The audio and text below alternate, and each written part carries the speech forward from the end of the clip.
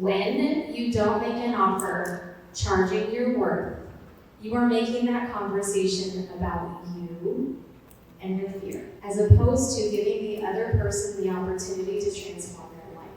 Hi everybody, welcome to my channel. My name is Ati Greenspan. I'm a personal branding coach and business strategy, and I help you, coaches and service providers, figure it out what to post, what to do on and off social media so you can consistently get clients and grow your business. Ladies, we're going to get into my story of my work with money, and here's the thing. The world needs you. Individually, you. And the world needs women to take the lead financially. It is time. It is time. And it will happen when you take yourself on, your business is on, your lives on, and your financial relationships on. And here's why. Lynn Twist is someone that I have not yet worked with, although she is on my list. I've taken many of her classes. I'm doing a master class with her, and I read all of her books. And she wrote a book called The Soul of Money. And in her second book, it's all about living a life filled with purpose. And I want to read this to you because it brings home the whole purpose of this entire conference this weekend and why I believe you specifically made a choice to be here, okay? There's a prophecy from the Baha'i people. They say that the bird of humanity has two great wings, a male wing and a female wing. The bird of humanity has had its male wing extended, fully extended and expressed for centuries. Can we all feel that right now? For centuries. While the female wing in the bird of humanity has been somewhat folded in and not fully expressed. So the male wing, in order to keep the bird of humanity afloat, has become overdeveloped, overmuscular, and in fact has had to become violent. This is the world that we live in today. The bird of humanity is flying in circles and has been for several hundred years. And in the first century of the third millennium, that's where we are today. The first century of the third millennium, we're only 24 years into this. The first century of the third millennium, the prophecy says, the female wing in all of us, the women and the men, will fully express itself in this 100-year cycle. The male wing in all of us can relax a little bit. They're tired too. And the bird of humanity, instead of flying in circles, will soar. I share my relationship with my mom, and she was in the front. And that was really special. Yeah. And I took it on me, and it was so beautiful. Thank you. You're so welcome. Guys, everywhere. Toward the end, I'm just like, okay. So, my friend Sarah Keener taught me that I need to start with the juiciest question. Yes. And since a lot of you actually don't know Lisa, she has been, just like Kelly, a mentor from afar. She's built a very successful business around a topic that for me was a source for a long time, which is money. So I want you to tell a little bit of the story. What did your life look like when you actually started your business? Because it would be so easy to look at you now. You have an amazing podcast, you're a best-selling author, you're working towards a show, and you would be, oh, she has it all together. So can you share a little bit of that? 2014 was the year that I decided to start my business. And in 2011, I left the University of Nevada, Las Vegas as the director advising for the honors college at UNLV. And at that time, at 31 years old, I considered myself to be at the top of my game. And so in 2011, I left to stay home with my son, who was 3 at the time. But the backstory of that was that my marriage was failing. I was burning the candle, and my husband was burning the candle, and he fell into addiction, and I didn't know what else to do. I grew up in a household with a stay-at-home mom. And so I did what the script was written for me, is I fought on the sword like so many women do, and I said, I'll stay home. For 2 reasons. One, I felt like it was my obligation as a woman. And 2, I thought my husband was the one that had the unlimited earning potential. It wasn't me. So I left a career that I loved. and I left my goals and ambitions with it. So fast forward 2014, my marriage is failing. I have no idea who the fuck I am anymore. It's me and Oprah on the couch every day at 1 o'clock in the afternoon, and then Ellen right after that. And I would wait for my toddler to go to bed or take his nap and just pray that would be the day that he napped, and I would pour myself a glass of wine and ask myself, what the fuck am I doing with my life? Who can relate? Yeah? So that was 2014. I know one thing, if I don't do something about this, I'm gonna end up in a failed marriage with no money. And it's time for me to go back to work. And that was when I picked up the ball and I said, if something's gonna change in my life, it's going to be me that changes it. So I did what so many women do. Maybe not, but what I do is I choose things that are really hard. But in the back of my head, I had a dream. I had a dream, and I owed it to myself to take the first step in that direction. Because I remember Kelly Clarkson looking out the window as a kid, listening to Kelly Clarkson, listening to Mulan, watching the movie Mulan. Remember that song at the end of the movie, when will my reflection show who I am inside? Crying. When is that going to happen for me? So I got an email from Farmers Insurance that said I could make $400,000 a year selling insurance. Now, nobody grows up saying they want to sell insurance, but I really did want to make $400,000 a year or more. That sounded really good because I had only ever made $60,000 a year. It was $56,000 a year in UNLV, so $400,000 sounded like amazing. And I called my best friend and we had a conversation, and I jumped into being a financial advisor, knowing nothing about money, knowing nothing about the industry, had no idea it was male-dominated, and I was like, fuck it, let's go. But I made a decision to fund it myself. So I jumped in, never being around millionaires my entire life. My dad's a stagehand. I'm a blue-collar girl who grew up in Las Vegas. And I jumped into finance, knowing nothing about it and taking myself on. I don't remember the original question. Where I was scared, where I was going broke in a failed marriage. But I knew if I didn't change something, nothing would change. I had $100,000 in my 401k that I used to fund my business. So doesn't make sense as a financial advisor, but I did it anyway. I started pulling money out to save my life. I could say for a million reasons that I did it for other reasons, but at that time it was like, I need to get out of this life, I need to get into something new. 2014 to 2016 were two of the hardest years of my life because I nearly went broke. I almost lost everything, to the extent that I left the traditional finance industry. I left being a financial advisor, which I know you want to talk about. What my life was like was that there was a dream inside of me that I could no longer ignore. That's what my life was like. And I was going to do whatever it took to get to here. Did you know right away where you were going? Did you have the clarity of where you were going at the time? No, I had no idea, but what I wanted was freedom. Anybody can relate? I wanted the fuck out of my life.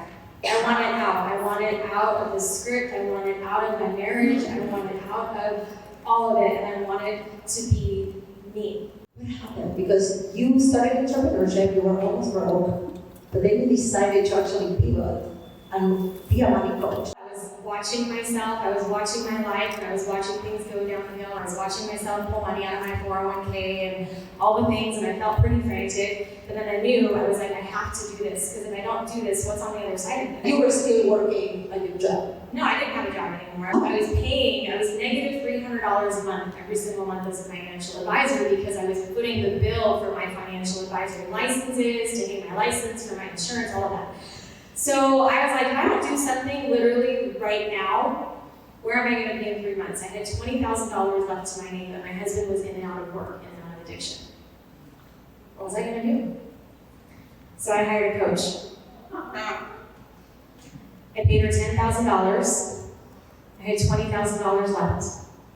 I said, go time, because if I don't do this now, I'm going to be out of money.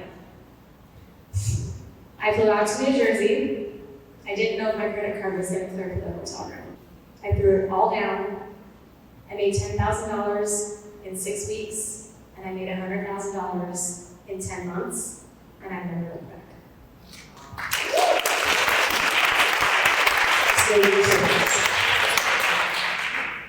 In that process, what actually made you go into money coaching? Because you're like the biggest guru I know. I follow a lot of other people, but obviously we are aligned.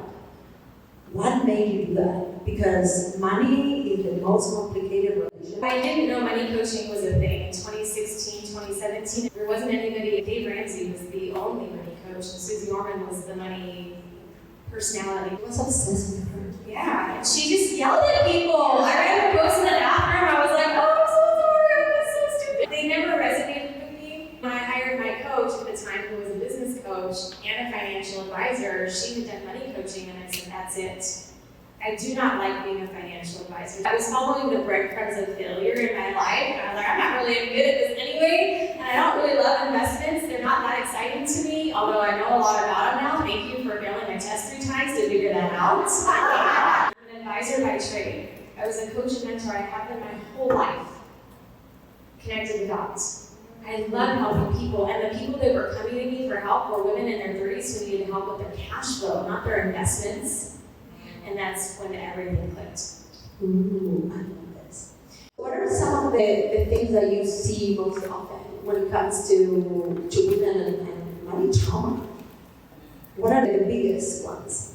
The biggest issue that the women that I work with face is that we feel like we're alone. And that there's no one that could ever have the problems that we have. There's no one that could ever have the challenges that we have. There's no one that could have the debt that we have. And that we just feel like we have to fix it on our own. And it's not true. I will tell you that I see all of this toxic conversation on Instagram as if everybody has their shit figured out. They do not. They do not. I work with people who come to me who have millions of dollars who feel like they're broke. That's the biggest thing, is that money is not the problem.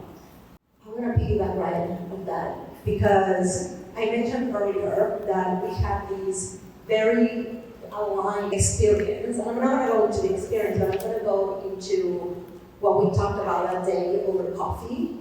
This is going to be vulnerable probably for both of us. At the end of last year, I had my biggest year in business. We made $300K last year. And when the year started, I wrote in my wall, 1 million. As the months starting to go, the more I looked at the number, the first 6 months of the year were very hard for me. The more I looked at the number, the more of a failure I felt. My foolproof strategy that got me there was working. And the less joy I felt. And then I went to coffee with Lisa. I said, me too. Like the same number? She said, yeah. And I'm like, oh. And what are you doing about it? And she was like, I took the fucking number off the wall. But this is the thing, that was exactly the same thing that I did when I came out of the shit with my mom. That was actually a revelation. I was constantly following a number, and for a hot second, I forgot what success actually looked like for me. I was making all the decisions from a place of fear, instead of making decisions from a place of expansion. So can you talk a little bit to that? Like, meaning of success, how we're taking action from expansion over fear. In entrepreneurship, there are a lot of conversations online about successful entrepreneurs, and they're making millions or billions. And it's very easy to fall into the trap that if you're not that, you're not successful enough. As a newer entrepreneur, for sure, I thought it meant something to be in the $1 million club. And so I was chasing a number versus a vision and purpose. And so I wanted, success matters to me. It is a value of mine. I want people to perceive me as a success, and I want to be a success. But rather than fixating on the number, I brought it back home to what will the number do for me? That's when everything changed for me. Because I could see, my husband and I, our goal was to retire at a beach house. Then I started to say, what would have to happen in order for me to get the beach house? And I want to be around my kids. What would have to happen for me to have the time and energy and freedom to be with my kids? It doesn't matter about the money. For me, it's about the people. That's my currency. If you knew my money type, you'd say, yeah, that's totally it. But that's when everything flipped around, and my purpose and my drive and my focus is I want other women to have that too. I want them to have what they want. It's not what I say is important or for a certain number, because no matter what amount of money anybody's making, you're a success by just being here, period. I want to share like the counterpart of that. For me, what happens is I started writing all the things that actually made me feel successful. And none of those had anything to do with the number. I thought they did. I thought the success was attached to the number, but for me the success was attached to my clients, to the connection that I had with my clients, to how many people I was impacting. And I share with you guys that this event almost didn't happen. I mean, you know. This event, I called the event off. And then when I came back to my definition of success, this is success for me. This is success for me. The connections that you make to them, the taking action, the pushing. Of course I have to make money, right? I have to pay my bills and I have a life that I want to live too. But I stopped putting my success next to a number. And that's what we realized. That was the message that we wanted to close this event with, because we do want you guys to make the money. We want you guys to make sales. We want you guys to make all of that. But we want you to have your own definition of success. Do you know what makes you feel successful? And if you don't know, that is your quest. That is your quest. I will tie it back to money in this way. Today on the planet, there are 1 billion women living in poverty. Okay? It is a privilege for each one of us to be in this room today and not have that need. When it comes to women and money, women own 33% of the world's wealth. 33%. In America, it's about 50-50. And $30 trillion is coming to American women in this decade. Okay? Women buy from women. The only way the world is going to change is if we decide it's time to change.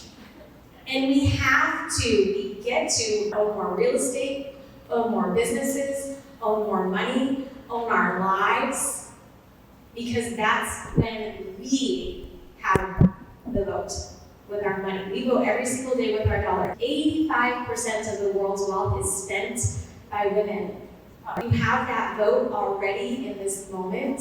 Take it on, take yourself on, risk, challenge yourself, risk failure, fail big because you know you went for it, and the world will be better because of it. I believe that to my core. Me too. We talked about that all weekend, and I think that for me is like when one person it's helping another person. Like when you read my chapter, you're gonna get this concept from there, which is this ripple effect of moving forward.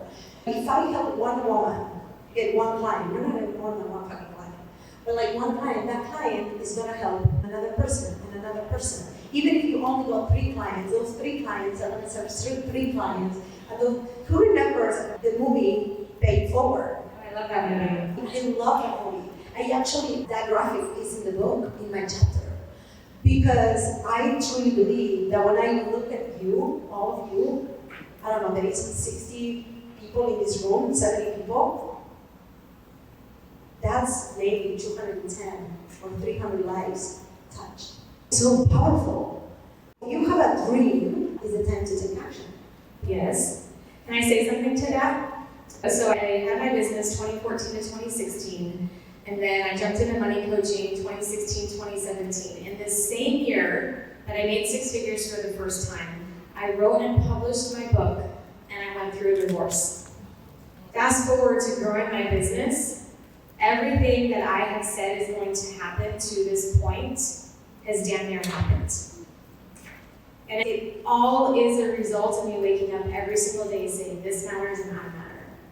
And that's where it started for me. That's where I went for it when it comes to starting a business, growing a business. There is no perfect day. There is no perfect day. But your mission, your vision, your drive, your purpose will get you out of bed every day, and we'll figure the money out. One of the things that I will say, and I would love to talk to Lisa a second. Did you have fear when you had only $20,000? Every day. I had something pretty amazing happen in last year because I vision a lot. Your vision becomes your reality, and I vision a lot. I aspire to be a best-selling author, which I am. My second book is coming out next year, but there's this picture of who I am, and I see myself in the world. Right from someone like Tony Robbins. Like I see myself at that level. Am I there yet? No, doesn't matter. So I got an email. This is how we sabotage ourselves. It's our fear of success, ultimately. My fear of success is that my husband's going to leave me. I'm not going to have time with my kids. I'm going to lose myself in the process. So those are fears that I have. We're like the same person. Okay? I know you're like, I see you. Okay, so I got an email from a group, and they emailed me, and the subject line was, do you want to be like Mel Robbins or Grant Cardone? And I opened the email. And it was a customized email from the same marketing team that took Mel Robbins from nothing to where she is today, and the same marketing team that took Grant Cardone from car salesman to where he is today. And the saboteur in me would have been like, haha, yeah, but I scheduled a sales call, and I've been working with them for the last 18 months. Did I have the money? No. No. Did I find the money? And will I continue to do that? Because I believe in myself and my vision and my purpose and my dream to that extent that I'm willing to do anything, include fail, to go for it. Because I'm a little girl that grew up on a dirt road and no one told me to dream big. I got to choose myself, and I continue to do that every single day. And that is why I'm on the stage with you, because I know that you have the same dream and vision for your life, and we're going big. But am I scared? All the fucking time. We come back full circle so much because we started talking about that. I told a story on my opening that someone shared with me a different way of saying, like, why we don't see beyond our fears. The person that told me that story and how she packaged it, and I shared that we grew up with our models, that we didn't have a seed, and the dreams didn't exist. And when you shared that with me in that way, it changed something in me. If you have a dream right now, and you're very scared, that is your sign. That's your sign. That is your sign. And I know it sounds very crazy to think that's the sign. Every single time this event is proof. If you have a big dream, you have to go for it. Because that dream is in your heart for a reason. And if you don't do it, either somebody else is going to do it, or nobody is going to do it. That's the scariest thing of all, so no one's going to do it. Do you want to do some money coaching? We can. One, I'm going to be vulnerable. Two, I love what I do. I'm passionate about what I do. But I just don't know how to get to that point with the client. I'm like, here it is. This is how much it is. Do you want it? Do you not want it? So that's where I'm at. You are amazing at what you do. I see you all over the place. I see you on stages. I think what I'm hearing you say is that you're stuck in making the offer. Stuck in making the offer, yes. For what you're worth, or making the offer at all. Probably whatever's. Yeah, who can relate to that? Who's been there? The first time, okay, so I'm an ass sweater. Is anybody else an ass sweater in the room? My butt sweats when I get nervous, okay? We can have this conversation, all women, right? Well, women, but you guys do too. You guys sweat everywhere. We call these butt pucker moments. Melissa Bland has coined that term, butt pucker moments. I'm familiar with it. Okay. My first offer was a strategy session for $325. And I'll never forget it's an hour session, right? I want to have a strategy session with you. And I'm on the phone and I'm shaking and I'm sweating. But I had a script, I had a commitment, and I followed it. So that's the first step. Follow a process, follow a script, let it be your crutch until you get there. The second thing about charging your worth, and this is for not just you, but everybody in the room, when you don't make an offer charging your worth, you are making that conversation about you and your fear, as opposed to giving the other person the opportunity to transform their life. Because I will tell you that free services do not transform people's life, because there needs to be skin in the game. You're gonna clap your clap. Yeah. So who are you making it about? You or the other person? Well, when you put it that way, I guess it is about me. And what is it about? I think there's still like fear in that what I'm offering, they're not going to get that ROI that I'm promising them. Here's the other thing. Thank you for being vulnerable. It's not up to you. You know, that fear of they're going to pay this money and they're going to be like, why did I pay for this? So That's the fear. what do you do? What is the offer? What are you going to do to help somebody? Public speak, I don't know if you've seen me do that, yes. But I'm a public speaker, and then I also lead workshops. I do have a program that I offer businesses and corporations to come in, be a wellness mentor, focusing on mindfulness, working with them 3, 6, or 12 months. How amazing, and you're afraid that the corporation won't get the result? It's interesting because you're relying on their team to show up and do that, to have different things to keep them accountable. I don't like to say I'm a coach, but just mentor them, make sure that they're showing up. They have to choose to show up. I get that. I get it. But yeah, just like that their team is going to be like, oh, it wasn't valuable, or oh, I didn't like it, or this is too hard, or which is not. But It's not. Let me ask you this. On a scale of 1 to 10, how strongly do you believe in the work that you do? a 10. A 10? Yeah. There's no way if you believe that you're a 10 and that you provide level 10 value that they won't get some kind of value from it. Here's the shift. Shift it from results to value, because you can't control nor are you responsible for anybody else's results. As a young coach, that was definitely a mistake that I made, that I was responsible for the results. You were absolutely not responsible for results. But you are responsible for doing exactly what you promised, showing up, providing value, giving it your best. That is what they're paying you for. Your responsibility is offering the service, fulfill your promise, show up with fucking integrity, be amazing at what you do, but you're there to guide people. You cannot get results for anybody. I tell this to my clients all the time. You don't show up to the calls, you're not gonna get results, bitch. It doesn't matter how much I can that soup. It doesn't matter how good the program is if you don't show up. So, I love you, you're amazing. All these women today at 12:33, they had the things that we all of us.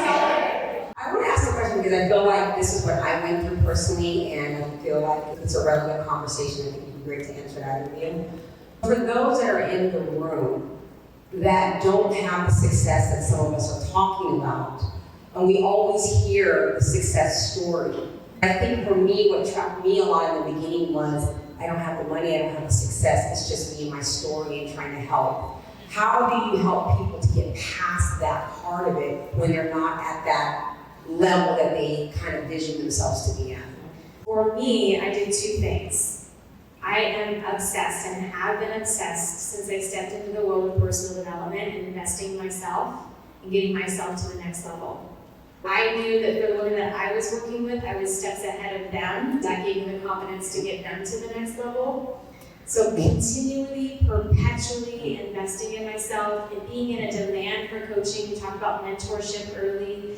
Jumping in, being vulnerable. I volunteered for thousands of hours of life coaching. I put myself in the arena and I opened myself up for all the feedback, good and bad, crying, ugly face feedback, to be able to continue to elevate myself. The second thing I did was I borrowed other people's stuff until I was able to craft it into my own. I got my NLP certification, learning other material. You don't know it all. No one can do what you do the way that you do it, but there's no way that you can know it all. I borrowed other systems, I created them. We call it in the coaching industry, rip off and duplicate. Has anybody heard of that before? I'm sure you do that. You rip off other people's stuff and you duplicate it. It's not illegal to do that, especially if you're paying them as a coach to borrow the material, learn from them, adapt their systems. Robin and I, who was my first coach, she gave me a lot of her systems and tools, and I've modified them and I've made them my own over time. A lot of the women in my academy, they'll take what they learn at the academy and they'll apply it to their business. Like I mentioned a perfect example. She took that and talked yesterday during the panel about how like she was talking about personal brand on the corporate scene, and she realized, no, this is not resonating. But professional brand started resonating, and she was like, I took this from you. I'm like, girl, you're here. This is knowledge. You're gonna make it yours. Janet, I know you use a lot of the stuff that you learn from me and you make it your own, and we tweak it and then you bring it into the academy, and like I think that the most beautiful thing about you actually opening up about that is like when you first start,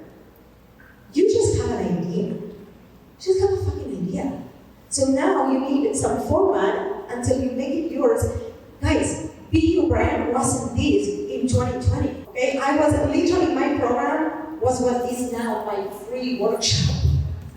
Okay, so take what you have right now. There is always somebody that is 2 steps behind you that you can serve.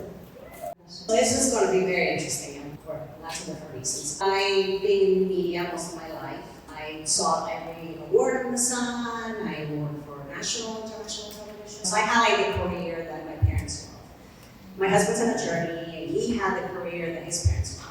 Then we became entrepreneurs. And in all of their minds, we were a failure.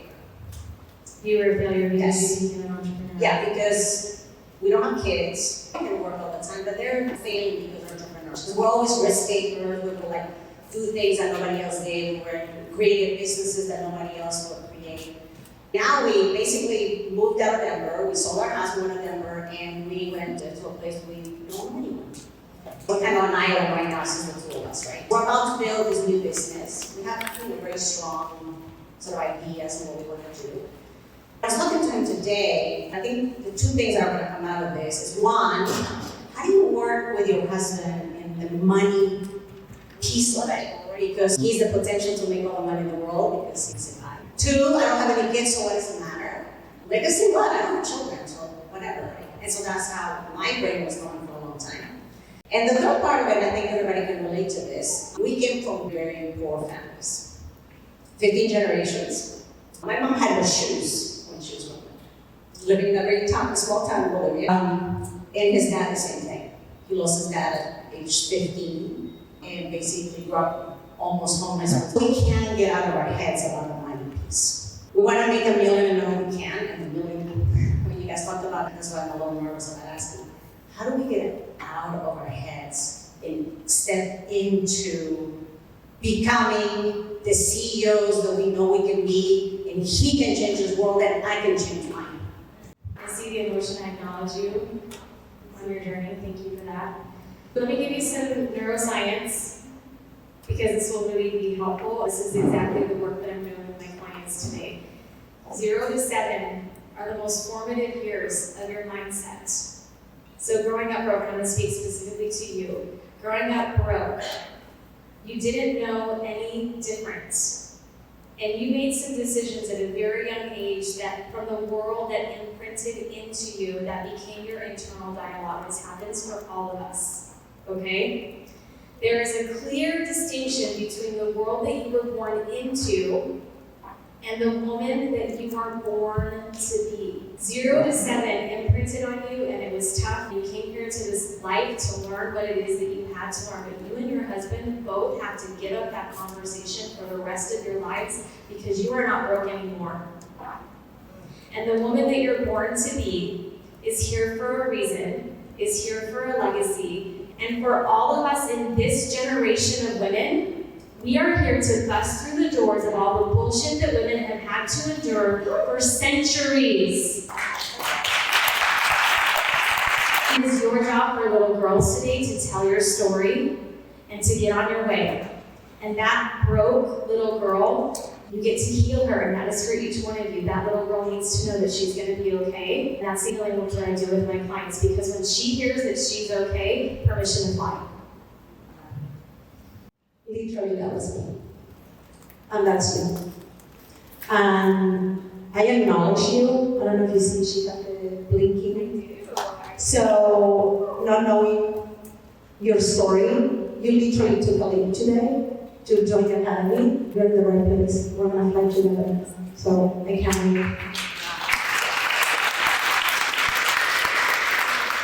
We're going to close this. And this is going to be a point blank question. What would you tell anybody in this room right now that is really scared to invest in themselves?